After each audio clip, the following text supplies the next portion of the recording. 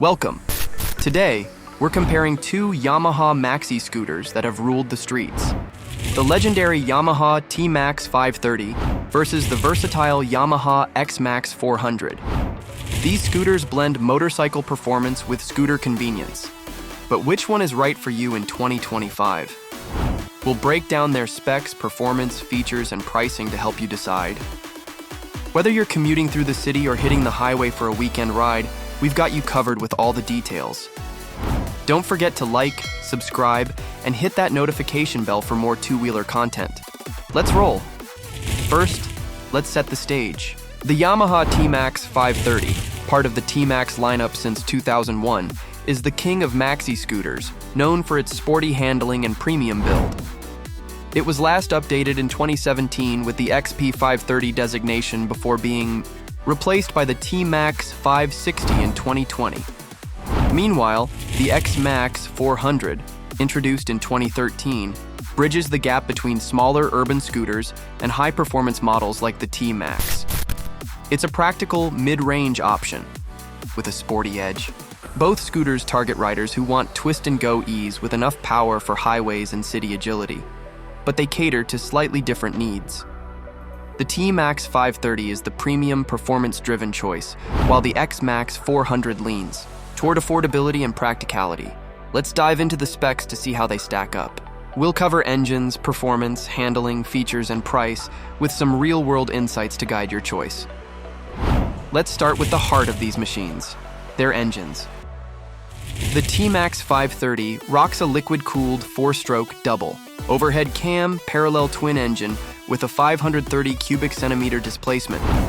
It pumps out 45.8 horsepower at 6,750 revolutions per minute and 38.5 pound-feet of torque at 5,250 revolutions per minute, paired with a V-belt automatic continuously variable transmission. This twin-cylinder setup with a unique reciprocating balancer delivers smooth motorcycle-like power, making it a beast for quick getaways and highway cruising. The XMAX 400, on the other hand, uses a liquid-cooled 4-stroke single overhead cam single-cylinder engine with a 395 cubic centimeter displacement. It produces around 33 horsepower at 7,000 revolutions per minute and 26.6 pound-feet of torque at 5,250 revolutions per minute, also with a continuously variable transmission. The single-cylinder design is simpler and lighter, but less powerful than the TMAX's twin.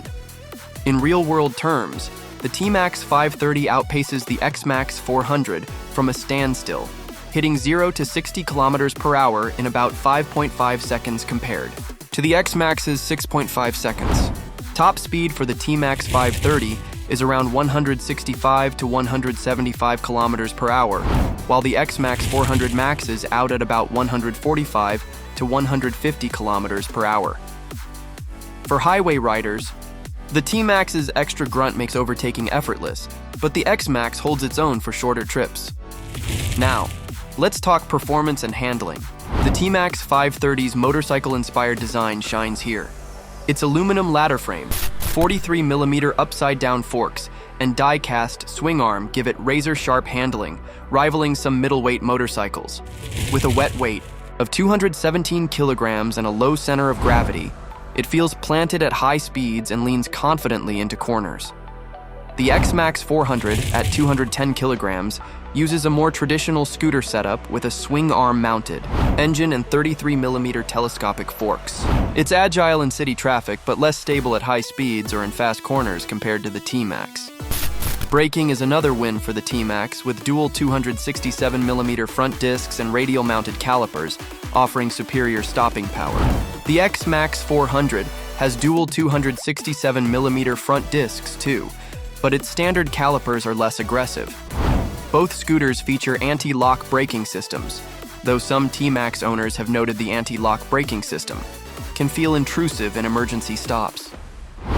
For city commuting, the XMAX 400's lighter steering and tighter turning radius make it a breeze to weave through traffic. On highways, the TMAX 530's stability and power take the lead, especially for longer rides or two-up touring. Let's zoom in on features and practicality.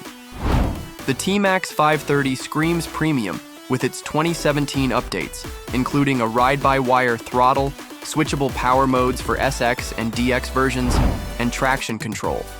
The DX model adds cruise, control, an electrically adjustable windscreen, and keyless ignition. Its dashboard is a mix of analog and digital with a sleek, sporty look. Storage is decent, fitting one full-face helmet and small items under the seat, but it's not class-leading.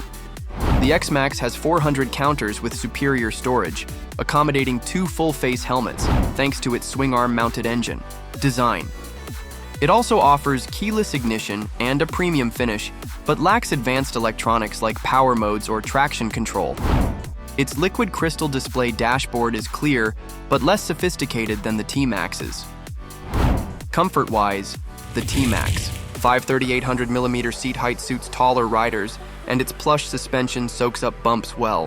The XMAX 195mm seat is more accessible for average height riders, though its suspension feels firmer on rough roads.